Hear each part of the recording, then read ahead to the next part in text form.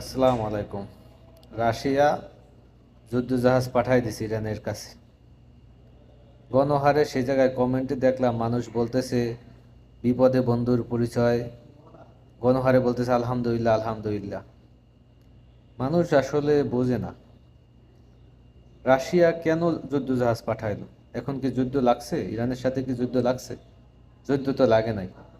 তাইলে ও যুদ্ধজাহাজ কেন পাঠাইলো? তার মানে ও একটা উস্কানি দিতেছে যে যুদ্ধ লাগাও, তোমরা দেখবেন যুদ্ধ লাগানোর পর ও আর নাই। এর আগে একবার আসছিল, এর আগে যখন এই প্রথম হামলা শুরু করছিল গাজায়, তখন কিন্তু এই রাশিয়া প্রথমেই এরা পুতিন আসছিল। পুতিন আইসা এই যে আরবদের সাথে মিটিং টিটিং করে বলতেছে যে আমিও সৈন্য দেবো, আমিও জাহাজ পাঠাবো, এখন কিছু করার দরকার নাই, আমি একটু প্রস্তুতি নিয়ে এলেই, আমার সৈন্যরা রেডি না, আমি ওইদিকে ইউক্রেনের সাথে যুদ্ধ করতেছি।